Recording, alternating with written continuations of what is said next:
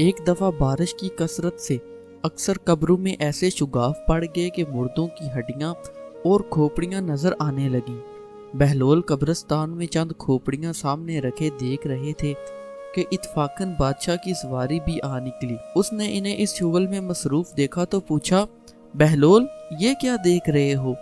آپ نے فرمایا، تمہارا اور میرا دونوں کا باپ مر چکا ہے۔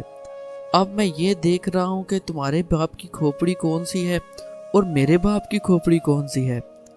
بادشاہ نے حیرانی سے کہا، کیا مردہ، امیر و غریب اور شاہ و گدا کی ہڈیوں میں بھی کچھ فرق ہوا کرتا ہے؟ یہ پہچان لو گے تم؟ بہلول نے کہا، پھر 4 دن کی جھوٹی نمود پر بڑے لوگ مغرور ہو کر غریبوں کو حقیر کیوں سمجھتے ہیں؟ بادشاہ قائل ہو گیا اور اس دن سے اس بادشاہ نے عاجزی اختیار کر لی۔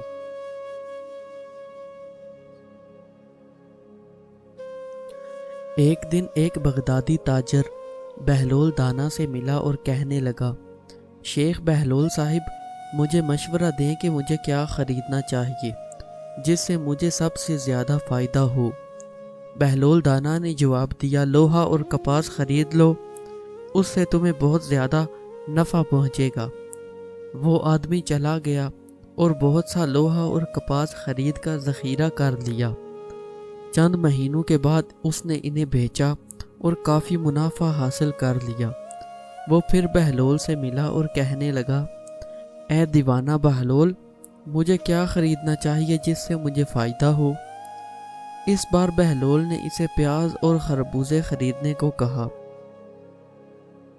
تاجر نے جا کر اپنی پوری بچت کی مالیت کے پیاز اور خربوزے خریدے۔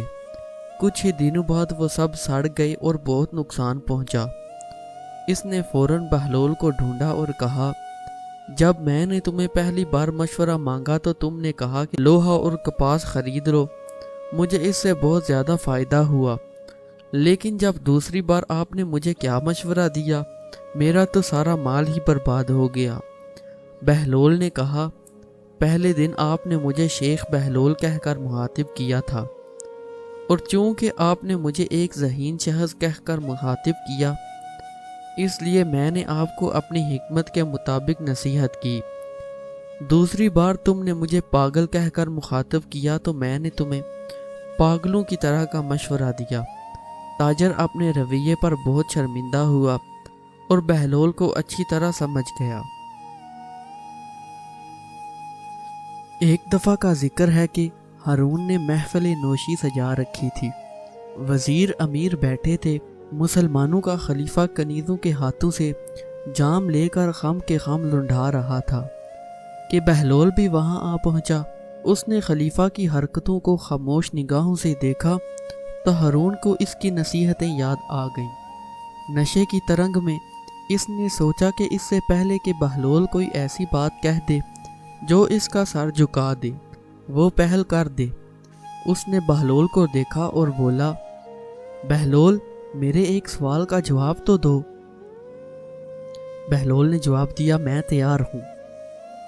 ہارون نے سوال کیا، بہلول، یہ تو بتاؤ، اگر کوئی شخص انگور کھا رہا ہو تو کیا حرام ہے؟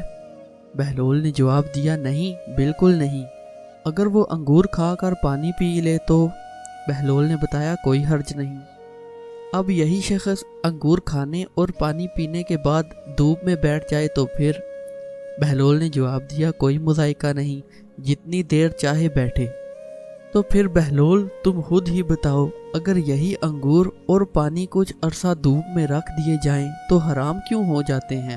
ہارون نے بڑے فخر سے اپنا فلسفہ بیان کیا۔ اگر اجازت ہو تو میں بھی خلیفہ سے چند سوال کر لوں؟ امید ہے ان سوالوں میں خلیفہ کو اپنے سوال کا جواب بھی مل جائے گا۔ بہلول نے اطمینان سے کہا۔ ہارون جھومتا ہوا بولا، اجازت ہے۔ بہلول بولا، کیا عالی جناب بتائیں گے، اگر کسی آدمی کے سر پر تھوڑی مٹی ڈال دی جائے تو کیا اسے کوئی نقصان پہنچے گا؟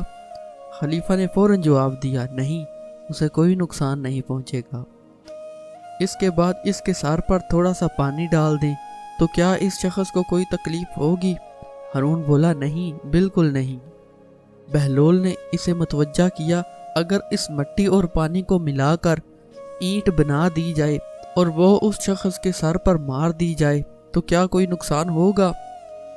خلیفہ ہنسا اور بولا، تم بھی عجیب باتیں کرتے ہو، اس کا تو سر پھٹ جائے گا۔